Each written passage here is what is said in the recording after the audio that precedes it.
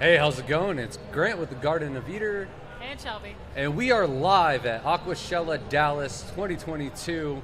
And we are representing the shrimp contest, the American shrimp contest. It's a homebred, American-only shrimp breeding contest. It's more of a beginner contest. It's not as competitive and as intense as the international contest gets. But it's our way to kind of get the Americans are ready to compete with the big leagues, because we're definitely behind when it comes to Germany and Japan and Taiwan when it comes to shrimp breeding. So how do you like the show so far, Shelby? It's good. Are we going to talk about the winners of the shrimp competition? Yeah, you want to go ahead and name off category one? All right, so category one, we had first place was Anthony Armata. And then he also got second place in category one as well. And then third place went to Thomas Dobbins. And category one is our Neocaridina category. These are the easiest shrimp to breed. They can take a wide variety of water parameters and even a substantial change in temperature. As long as it's not too fast, they can take all the way down in the 30s or all the way up into the 90s. So these are definitely the beginner shrimp if anybody wanted to get started. Closer? That's good.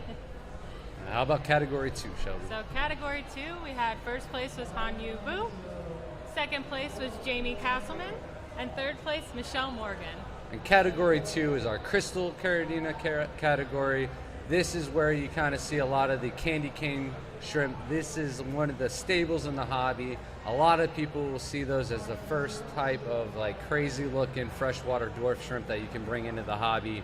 And it is really an eye catcher, especially around Christmas time. It definitely bumps up in popularity, but again, they're just as easy to breed as the Neocaridinas. You just got to set up your tank parameters a little bit more on the acidic side. So we use a special kind of shrimp soil.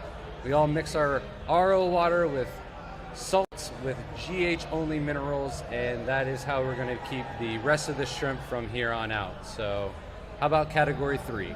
All right, category three, first place was Clemente Lewis, second place was Nick Teeter, and then third place was Michelle Morgan. And category three is our Taiwan B category. These are a little bit thicker than the crystal shrimp. Their shell is a little bit more colorful, and for that reason they are a little bit harder to breed. The babies have a little bit lower of a survival rate, but again, we take care of all of the Caridina shrimp just the same way, and it's just a matter of having all of your parameters exactly perfect to get a higher baby survival. And then category four. Category four, we had first place was Clemente Lewis, second was Ruben Melendez, and third, Kyle Uzak. And category four is our tiger category. These guys are probably the most hardy out of all of the Caridina, where they can kind of cheat a little bit on water parameters. They don't need the acidic water. You can keep these in with your Neocaridinas, and the cool thing about doing that is you can keep two different types of shrimp together and they won't crossbreed and mud up the genes, or in the Neocaridina case, they can make wild or really ugly shrimp that are unwanted. Moving on to category five, first place was Nick Teeter, second place Paula Lewis, and third place, Michelle Morgan. Now, I call this one the big dog league because these are definitely the harder shrimp to breed. When it comes to Caridina and matching all of the patterns, the dots, the stripes, to make them all uniform so that way all of the shrimp are identical in the contest, this is definitely the hardest category to do that in. Simply because they are hybrids, they're a crossbreed of several different types of shrimp in some cases, and with that comes a lot of different patterns and colors to be involved. And moving on to category six, we got first place Clemente Lewis, second place was Michelle Morgan, and third place was Ruben Melendez. And category six is our iMorph hybrid Caridina category. Besides just the normal eyes that you see on all the rest of the shrimp, we have an orange-eyed variant as well as hollow eye. The hollow eye is kind of like a red eye, but it's just a little lacking pigment in the center of the eye, so therefore the name. But it is kind of like where all the cool new shrimp are coming out of the hobby. There is a lot of work to be done with these crosses, and I'm expecting several different types of new shrimp to come out in the next coming years with the eye variants, especially the hybrids and stuff like that. You kind of have to more rely on like a genetic mutation to make something in that quick of a range, where there's just so many shrimp out there that you could add on some orange eyes and make a new different type of shrimp and get into the game. And then we've got People's Choice. I didn't write that down. Oh man. People's Choice was tank 34 Clemente Lewis. And then Best of Show went to Nick Teeter. Teeter.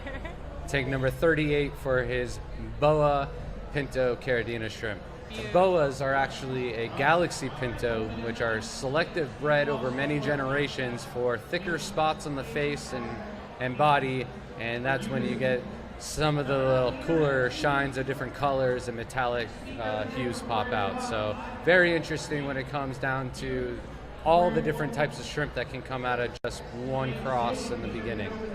And the boas, galaxies, steels, and the nashis, those are a great example of that.